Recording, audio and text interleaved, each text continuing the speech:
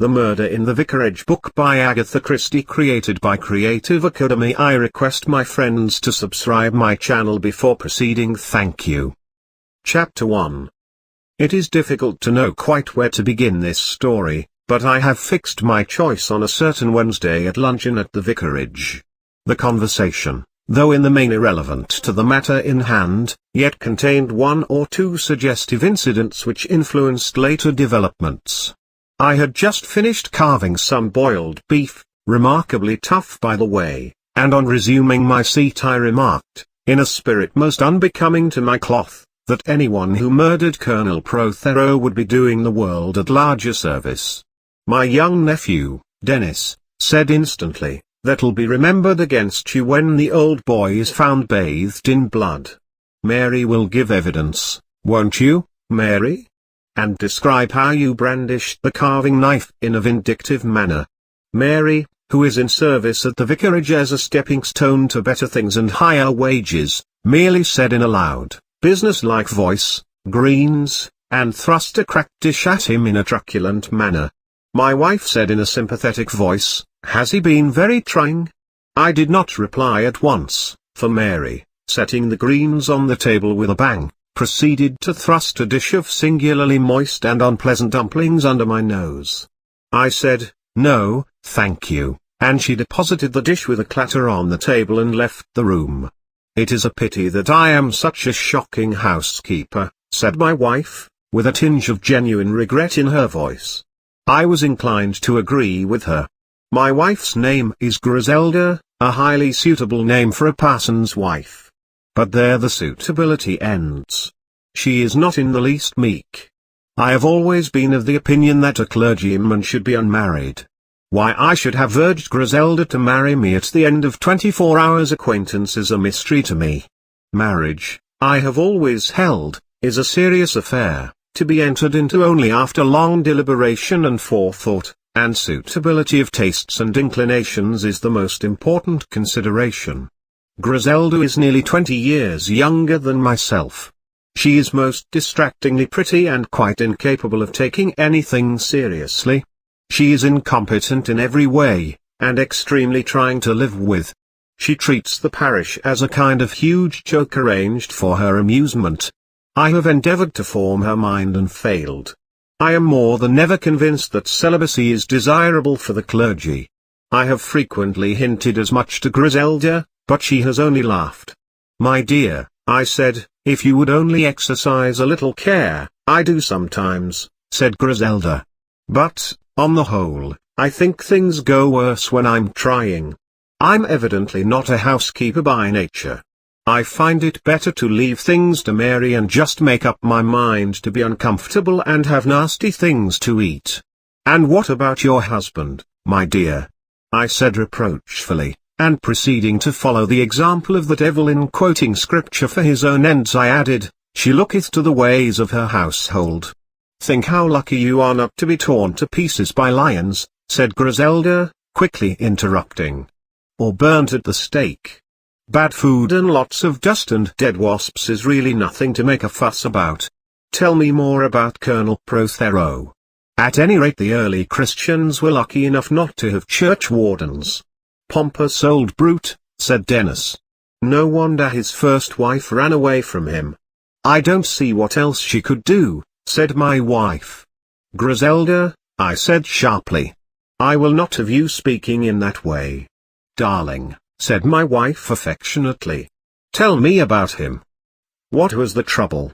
Was it Mr. Hawes's becking and nodding and crossing himself every other minute? Hawes is our new curate. He has been with us just over 3 weeks. He has high church views and fasts on Fridays. Colonel Prothero is a great opposer of ritual in any form.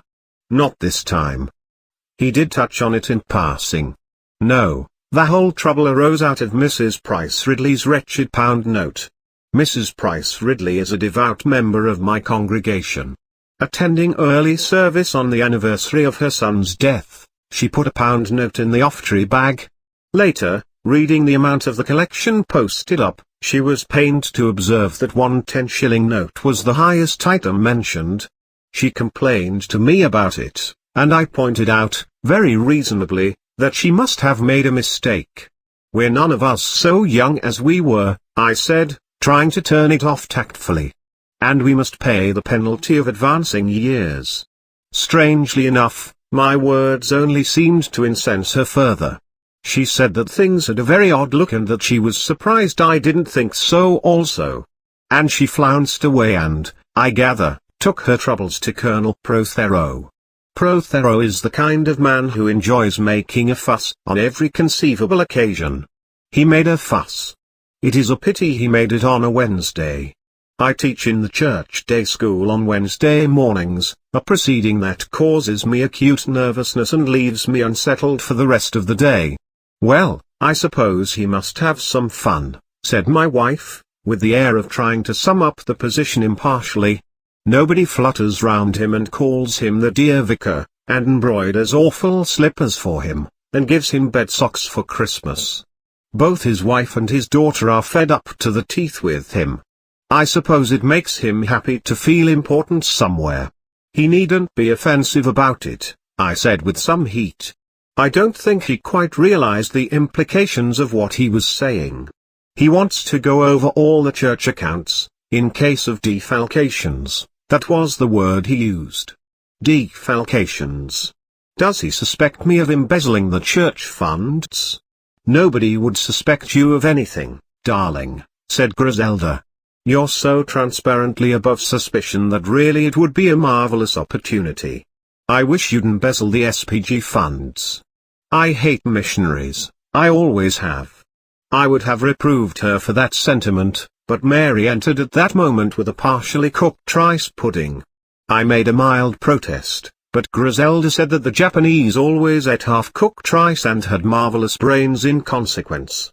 "I dare say," she said, "that if you had a rice pudding like this every day till Sunday, you'd preach the most marvelous sermon." "Heaven forbid," I said with a shudder. "Prothero's coming over tomorrow evening and we're going over the accounts together," I went on. "I must finish preparing my talk for the CEMS today." Looking up a reference, I became so engrossed in Canon Shirley's reality that I haven't got on as well as I should. "What are you doing this afternoon, Griselda?" "My duty," said Griselda. "My duty as the vicaress. Tea and scandal at 4:30. "Who is coming?" Griselda ticked them off on her fingers with a glow of virtue on her face.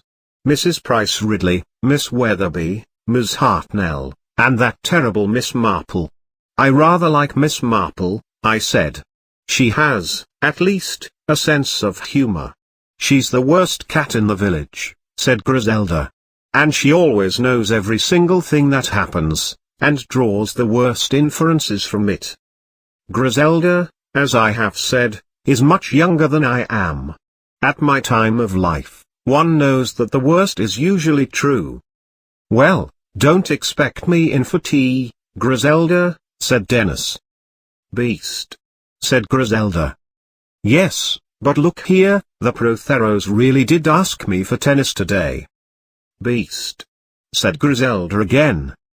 Dennis beat a prudent retreat and Griselda and I went together into my study. "I wonder what we shall have for tea," said Griselda, seating herself on my writing table. "Dr. Stone and Miss Cram, I suppose, and perhaps Mrs. Lestrange. By the way, I called on her yesterday, but she was out. Yes, I'm sure we shall have Mrs. Lestrange for tea. It's so mysterious, isn't it, her arriving like this and taking a house down here, and hardly ever going outside it? Makes one think of detective stories. You know, who was she, the mysterious woman with the pale, beautiful face? What was her past history? Nobody knew. There was something faintly sinister about her. I believe Dr. Haydock knows something about her." "You read too many detective stories, Griselda," I observed mildly. "What about you?" she retorted. "I was looking everywhere for the stain on the stairs the other day when you were in here writing a sermon. And at last I came in to ask you if you'd seen it anywhere, and what did I find?" I had the grace to blush. I picked it up at random. A chance sentence caught my eye and "I know those chance sentences," said Griselda. She quoted impressively, and then a very curious thing happened. Griselda rose, crossed the room and kissed her elderly husband affectionately. She suited the action to the word. "Is that a very curious thing?" I inquired. "Of course it is," said Griselda. "Do you realize, Len, that I might have married a cabinet minister, a baronet, a rich company promoter, 3 subalterns and an ne'er-do-weel with attractive manners, and that instead I chose you? Didn't it astonish you very much?" "At the time it did," I replied. "I have often wondered why you did it." Griselda laughed. "It made me feel so powerful," she murmured. "The others thought me simply wonderful, and of course it would have been very nice for them to have me.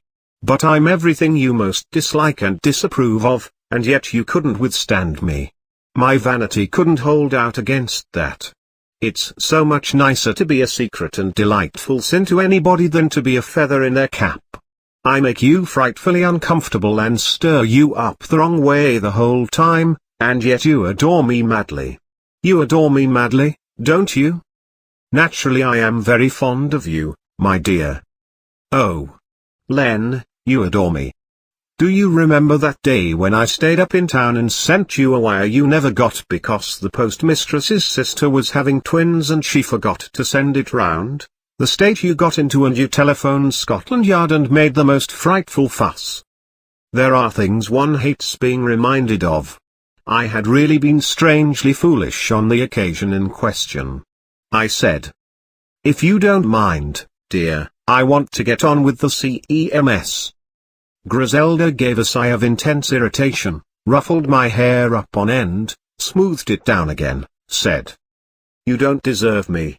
You really don't. I'll have an affair with the artist. I will, really and truly. And then think of the scandal in the parish.' 'There's a good deal already,' I said mildly. Griselda laughed, blew me a kiss, and departed through the window.